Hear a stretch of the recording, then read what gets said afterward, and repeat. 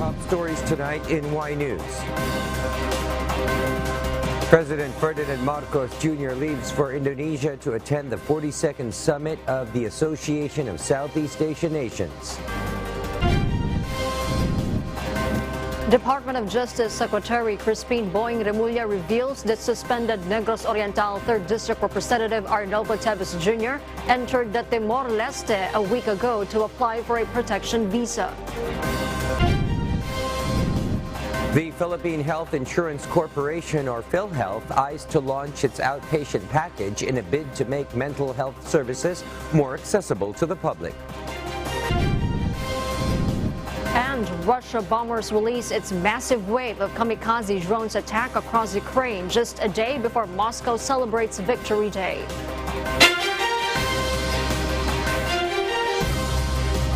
Good evening, Philippines and the world. Today is Tuesday, the 9th of May, 2023. Join us in the next hour as we deliver today's top stories around the Philippines and in other parts of the world. I am William Theo. We are also seen in 1,935 satellite monitoring centers nationwide and via live streaming worldwide through the UNTV News and Rescue social media channels. I am Hardy Delgado. First in the news, President Ferdinand Marcos Jr. left for Indonesia to attend the 42nd summit of the Association of Southeast Asian Nations, or ASEAN. PBBM is expected to assert the importance of demonstrating ASEAN centrality in the region amidst geopolitical rivalries. Nel Maribohok reports. President Ferdinand Marcos Jr. departed for Indonesia for the second time during his presidency for the 42nd Association of Southeast Asian Nations, or ASEAN Summit. During his trip, he is expected to join other ASEAN leaders in various discussions on community-building efforts and various pressing issues in the region. The president said his participation will serve to promote and protect the interests of the country, including efforts towards economic growth. My participation will serve to promote and protect the interests of our country, including our continued efforts towards economic growth, attaining food and energy security, promoting trade and investment, combating transnational crimes such as the trafficking in persons, and protecting migrant workers in crisis situations, amongst others. He said the South China Sea issue and the situation in Myanmar will be discussed as well. The leaders of ASEAN will also exchange views on pressing issues of common concerns, such as developments in the South China Sea, the situation in Myanmar, and major power rivalries, amongst others. The summit's opening ceremony would be held on May 10, which will be followed by a plenary session as well as a series of interfaces among ASEAN leaders, representatives, and delegates of relevant ASEAN bodies. The president said he is also looking forward to holding a bilateral meeting with leaders of Timor Leste, who will be joining ASEAN for the first time as an observer. Nel Maribohok, UNTV News and Rescue. We serve the people, we give glory to God. The Department of Justice, or DOJ, revealed that suspended Negros Oriental 3rd District Representative Arnolfo Teves Jr. entered in the Timor Leste a week ago. Dante Amento tells us why. Department of Justice, or DOJ, Secretary Crispin Boying Remulla said that suspended Negros Oriental 3rd District Representative Arnolfo Teves Jr. applied for a protection visa in Timor Leste a week ago. The Philippine ambassador to Timor Leste informed the Department of Foreign Affairs, or DFA, the legislator is trying to seek a special asylum status. Hence, the DOJ informed the DFA that the suspended congressman is subject to a terrorist designation and facing complaints in the country. He should not be given for such asylum or protection.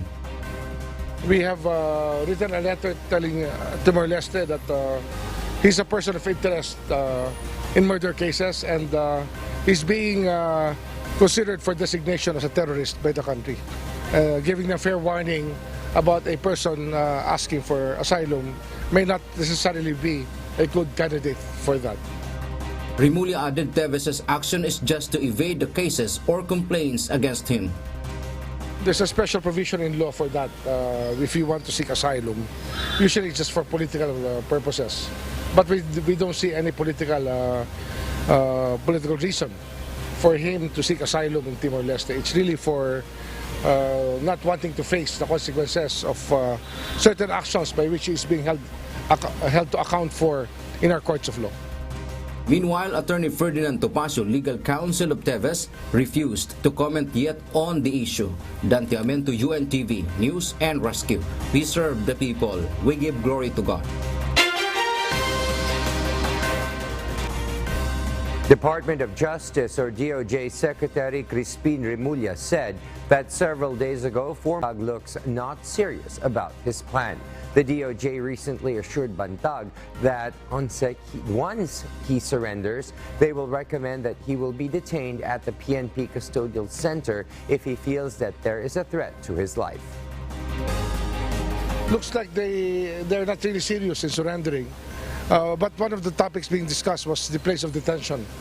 And we're amenable to special arrangements for DG Bantag and Mr. Solveta if that is a problem to them. More witnesses are expected to appear before a Senate panel as it continues its investigation into the Degamo Slay and Negros killings. Senate Committee on Public Order and Dangerous Drugs Chairperson Ronald Bato de la Rosa says new witnesses will emerge from both sides of the Degamo family and suspended Negros Oriental 3rd District Representative Arnolfo Teves Jr. An executive session will be first convened before the hearing resumes tomorrow, May 10 at 9 in the morning. Meanwhile, 8 Philippine National Police or PNP senior officials were promoted to one higher rank. These include 3 major generals and 5 one-star generals.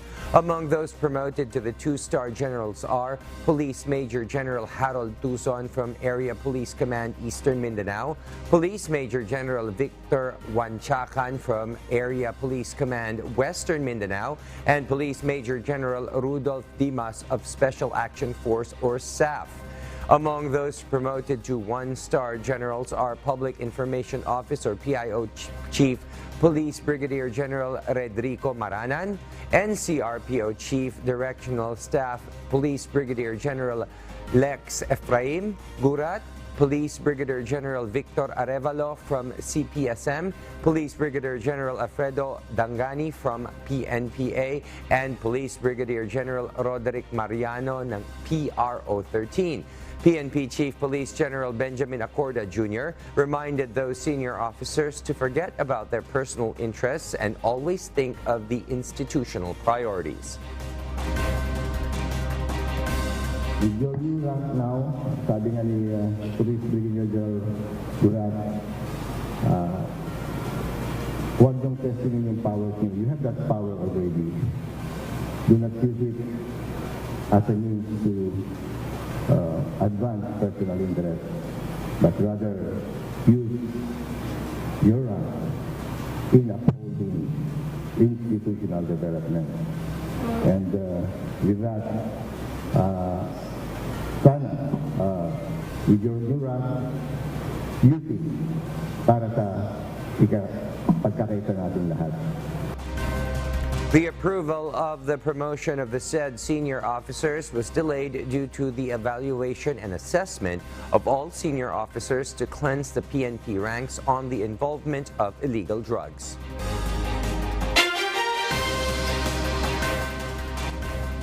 For our news abroad, nearly 60 Iranian-made kamikaze drones rained down across Ukraine, the biggest air raid launched by Moscow resulting in a massive explosion across Ukraine. Nerissa Dando details the report live. Nerissa?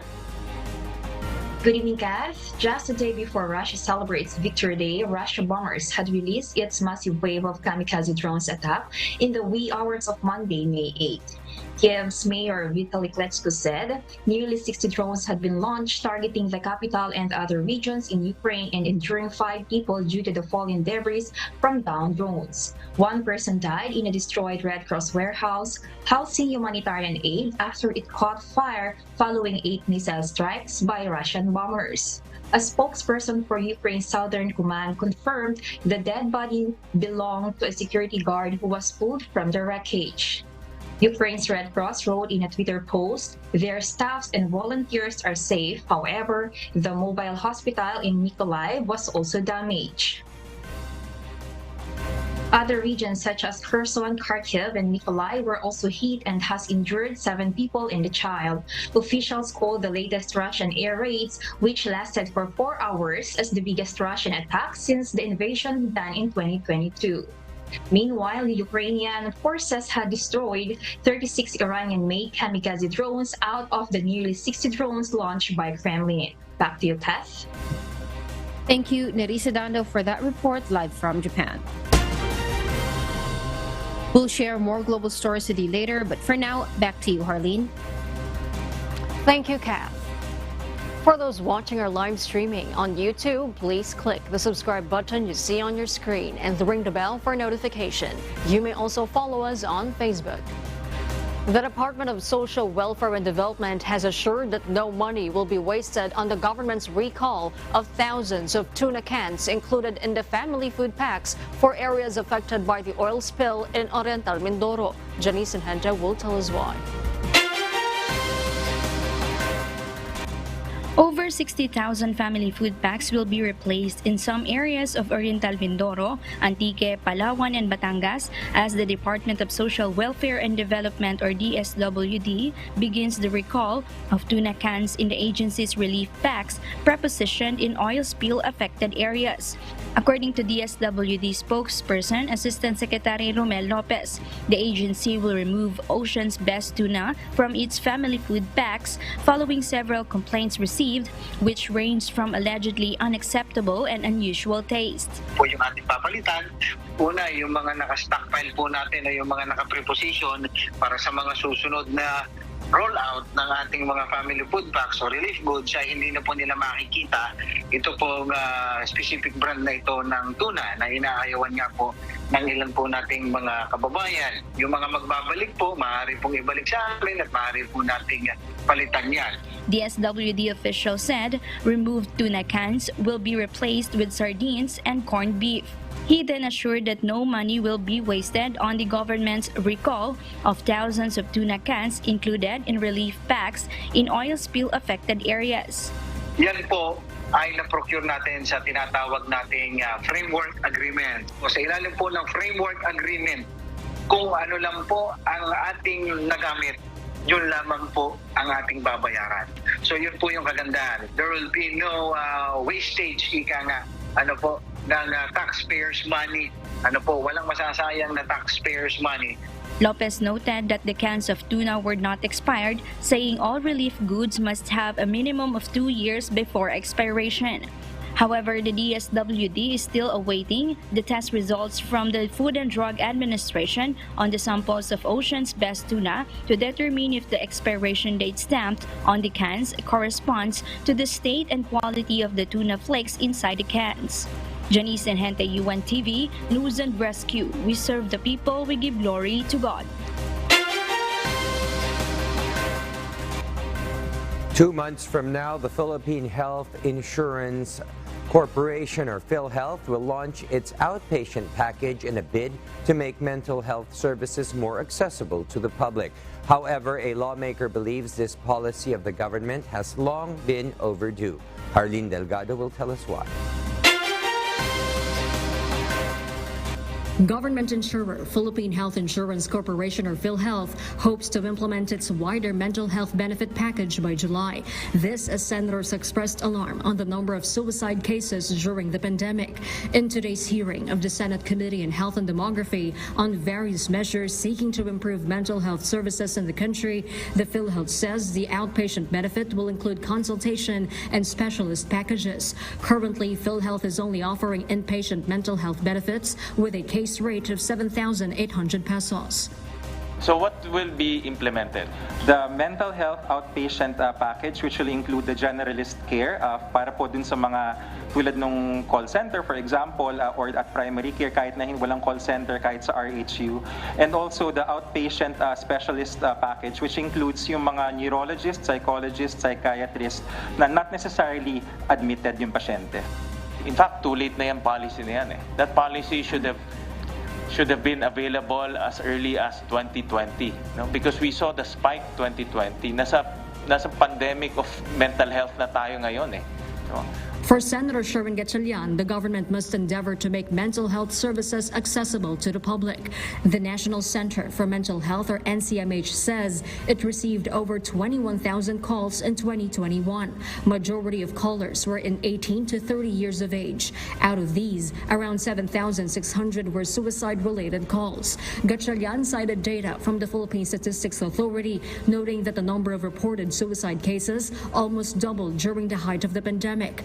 The NCMH says they have strengthened their 24/7 hotline and intensified its training of responders.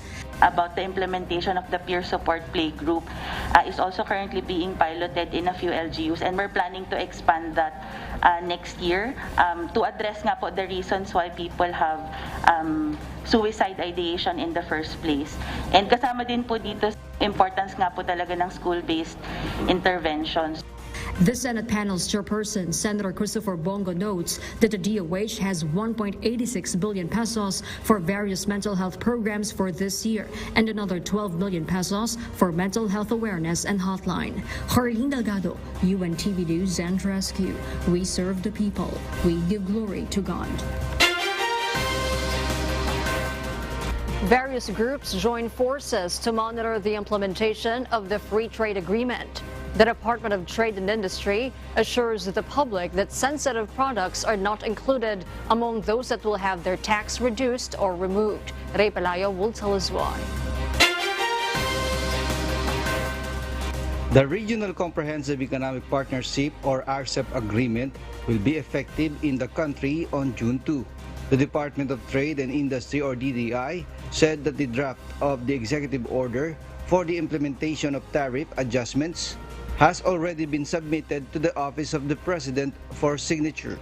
RCEP is a free trade agreement between ASEAN countries and neighboring countries, including China, Australia, New Zealand, Japan, and South Korea. Tariffs on particular products will be reduced or adjusted to zero. Assistant Secretary Alan Gepti said that items allowed to enter the country will not include sensitive products like onions.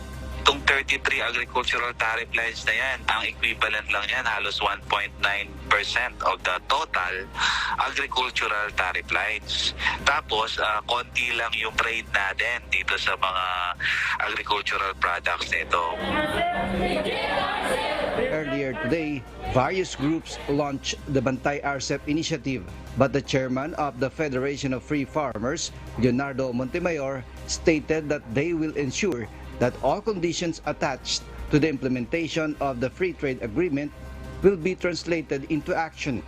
This is expected to make farmers and local production more competitive. Maniningil po kami bilang isa pong watchdog group. Babantayan namin kung talagang tinutupad ba itong mga pangako na ayuda sa ating magsasakay. Montemayor noted that if these measures do not materialize, local farmers will be severely affected. In RCEP, everything is open, no? Whether these are sensitive products or not sensitive products. Bukas lahat yan kasi free trade . So we will be open to all products, let's say from China, sibuyas yan, halimbawa. The president of the Philippine Chamber of Agriculture and Food Incorporated, or PICAFI, stated that the government should require imported products to have labels translated into the local language. We should also require them to have Tagalog in the label para tabla-tabla. That is one way to protect our producers here. DTI said that with the implementation of RCEP, exportation of local goods such as durian, papaya, and pineapple will be easier. Ray Pelayo, UNTV News and Rescue. We serve the people. We give glory to God. GCash announced that they have already adjusted the accounts of their users after reports of lost funds. JP Nunez will tell us why. In its latest advisory, GCash stated that it has already adjusted the e-wallets of its users who experienced a loss of funds yesterday. GCash advises its users that they can now resume their transactions on the mobile app and assures them that their funds are safe. Earlier today, many users complained about the loss of funds. The e-wallets were deducted a large amount of money, which was transferred to an East West Bank account. Among them is James Perez from Pampanga, whose funds came from his business and contributions from members of a charity group. James lost more than 47,000 pesos. Nung mga bandang 4:30, bubuksan ko yung GCash ko kasi meron nga nagpapasend. Pagka-open ko, yung balance ko is 85 pesos na lang. Gina, an online seller, also lost around 78,000 pesos, which was transferred to an East West Bank account. Dalawang transfer ang ginawa, isang 50,000 tsaka isang 28,000. So, papuntang GCash, papuntang East West Bank. So, nagtataka ako kasi wala naman akong transaction na ganon, wala namang PIN na dumating sa akin. Ito walang OTP, walang talaga as in walang sign. James and Gina confirmed to UNTV at around 3 p.m. today that their funds had been adjusted to their former amounts. However, James now has doubt about the e-wallet app and plans to transfer a large amount of money from his GCash to a bank account. I think hindi na ako ng malaking halaga ng pera sa GCash. Siguro baka 500, 200. Papasok sa'yo din, i-transfer mo kaagad sa bank mo. Siguro ganun mo na. Pero yung malalaki, I think hindi na. Or baka yun nga, stop muna. Delikado. In an earlier interview, a GCash official said they have already coordinated with the mentioned bank to investigate the malicious account that was used to transfer funds from their users. GCash has no confirmation that their system has been hacked amid the issue. JP Nunez, UNTV, News and Rescue. We serve the people, we give glory to God. Some detailed videos from mass shooting in Allen, Texas had quickly circulated on Twitter after several users uploaded it to the social media platform, causing discussions about how much can be shared. Ia De Vera will give us the details live. Yes, Ia? Kath, hours after the mass shooting at Texas Outlet Mall on Saturday, May 6th, graphic videos and images from the crime scene were posted on Twitter and rapidly gained views before the social media platform removed the media uploads, shocking many users on how Twitter are handling the sad footages as it took them more than 24 hours to take action. Amarnath Amarasingam, an extremism expert at Queen's University in Toronto and also a Twitter user, said he is noticing some gory content on Twitter and a lot more shocking uploads in his feed. One user expressed the overwhelming experience after seeing the horrific videos from mass shooting and asking for Twitter's moderation team to work on this. This revived discussions around how social media platforms are taking care of disturbing and sensitive contents from mass shootings. Twitter, for example, has policies that restricts users from sharing gracious gore contents, a kind of posts that includes dismembered or mutilated humans. Other vivid graphics may be allowed, but user accounts need to be marked as sensitive. Mr. Elon Musk, Twitter's chief executive, said more than 6,000 jobs, or around 80% of the workers, have been cut, resulting a less to almost no experts advising on what social media posts are tagged as sensitive or to be removed. The mass shooting on Saturday was second to the deadliest attack in the United States for this year, with 8 people dead and no less than 5 people wounded.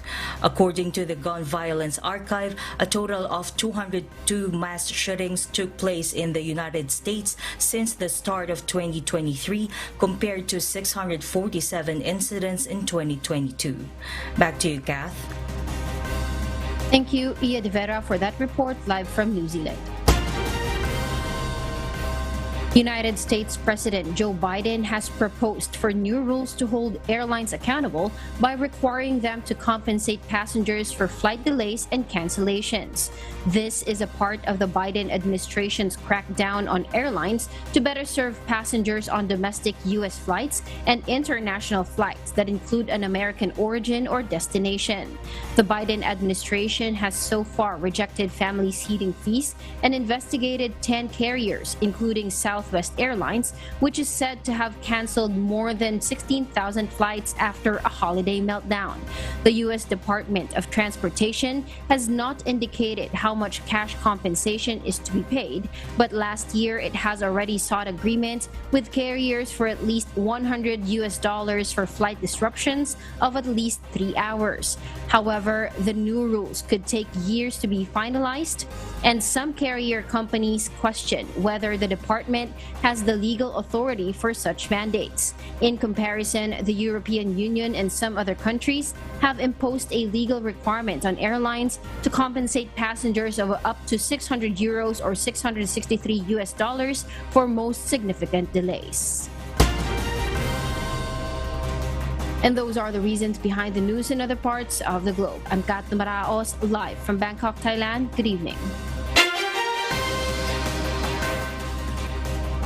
Ice manufacturers in Bulacan are currently experiencing decrease in production.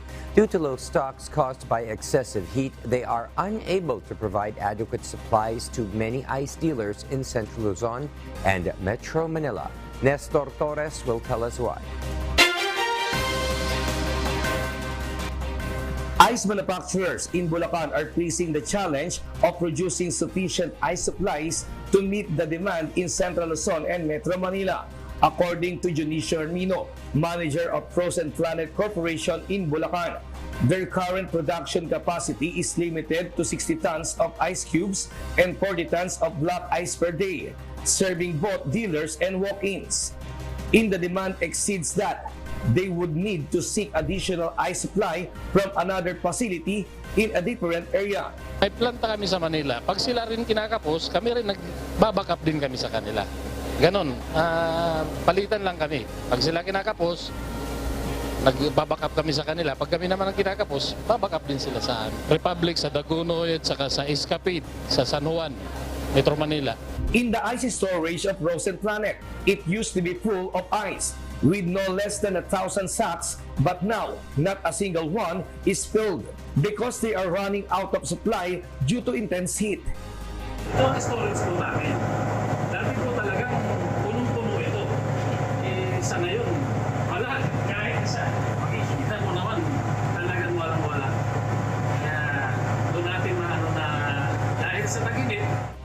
At Frozen Planet, a 35 kilograms bag of ice cubes is sold for 70 pesos, while a 140 kilograms block of ice is priced at 260 pesos. However, Mr. Junicio clarified that there has been no increase of change in the price of ice yet. He mentioned that there might be an additional cost if the prices of crude oil and electricity increase. Meanwhile, dealers are facing challenges in obtaining adequate ice supplies, resulting in delays. So sobrang dami din po nang bumibili din kasi. Saka po wala pong makakuha din po dito. Kaya po kinakapos po kami. Kasi po sa dami ng kumukuha, saka po naantala. Sa daming kumukuha po. Additionally, many store sellers in the market had increased the price of ice used for preserving fish. If this persists, they may stop selling these items altogether. Nestor Torres, UNTV News and Rescue. We serve the people. We give glory to God. The Department of Health, or DOH, warns the public about buying and consumption of fake medicines as they may have adverse effects on health. In the advisory issued by the Philippine Food and Drug Administration, or FDA, among the spreading fake brand medicines are Alaxan capsule, Neozep Forte, Bioflu, and Tuceran Forte. According to the health officer in charge, Undersecretary Maria Rosario Vergere, fake medicines do not contain actual ingredients or components that will cure illnesses.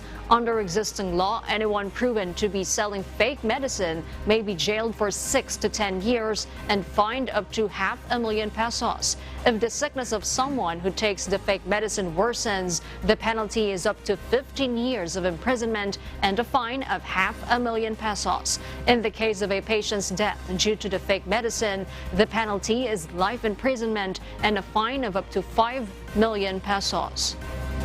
Unang-una, maaaring hindi po kayo gumaling dahil wala naman po talaga yung kailangang ingredient ng gamot doon sa binili nyong peking gamot. Pangalawa, maaari din po na magkaroon kayo ng ibang side effect. Kung ang laman po ng gamot na yun ay hindi ayon doon po sa dapat na gamot na iniinom nyo dahil nga po peke itong gamot na ito. At pangatlo po, syempre, nandyan na po yung parang psychological o yung paniniwala ng tao na uminom ka ng gamot pero alam dun sa peking gamot wala pala yung ingredient na yun. Akala nila gumagaling na sila. The second dinner concert, KD Rack at Night, Timeless of the legendary OPM singer Ariel Rivera, was successful in Orani, Bataan on Sunday, May 7. Ariel Rivera's Timeless concert at KDR Adventure Camp ended with cherished memories, especially with his rendition of Ngayon at Kailan. Disco vibes brought additional performances from the pop band at the Brads and the comedian singer Orca. According to some fans, they considered Ariel's concert an unforgettable experience. Sobrang ganda po. Sobrang ganda. Gusto ko pa ulit bumalik. Kung pa pwede pa. Susunod po yung mga kaibigan ko at saka yung pamilya ko. Sasama ko po sila dito. Yung mga kasama ko po sa trabaho. Meanwhile, some of the special performances to look forward to at KD Rack at Night are from the acoustic pop singer-songwriter Noy Volante.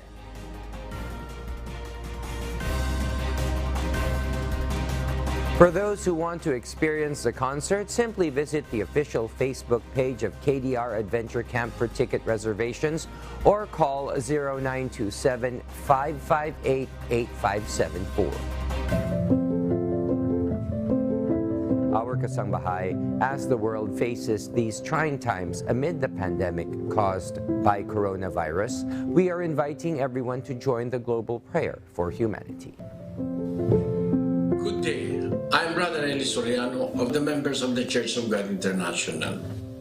I want to invite you to join us in a minute of prayer every day to pray for humanity and the whole world as we go through these perilous times. While safety measures like washing of hands and strengthening of our immune systems may help us through this horrible predicament, there is still no precaution or cure more powerful than God's mighty intervention. And we need His intervention now more than ever. It doesn't matter what religion you are in or what denomination you belong. This is an invitation for all the people around the world who cares for the future of their family, friends, loved ones, and humanity as a whole. Everybody is welcome to pray with us. For more details, you can check out the description box below. Thank you very much, and I hope to hear from you soon. May God bless you.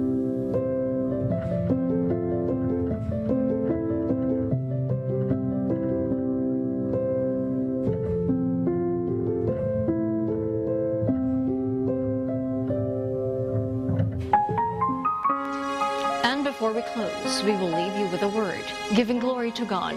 From the book of Proverbs, chapter 11, verse 19, it says, "As righteousness tendeth to life, so he that pursueth evil pursueth it to his own death."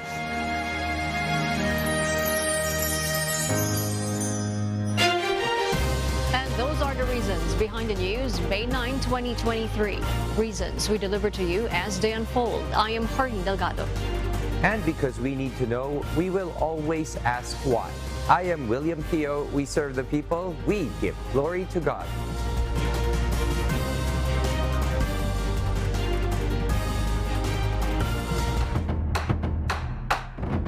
My participation will serve to promote and protect the interests of our country, including our continued efforts towards economic growth, attaining food and energy security, promoting trade and investment, combating transnational crimes such as the trafficking in persons, and protecting migrant workers in crisis situations, amongst others. We have written a letter telling Timor Leste that he's a person of interest in murder cases, and he's being considered for designation as a terrorist by the country, giving a fair warning about a person asking for asylum may not necessarily be a good candidate for that. In fact, too late na yung policy na yan eh. That policy should have been available as early as 2020, no? Because we saw the spike 2020. Nasa pandemic of mental health na tayo ngayon eh.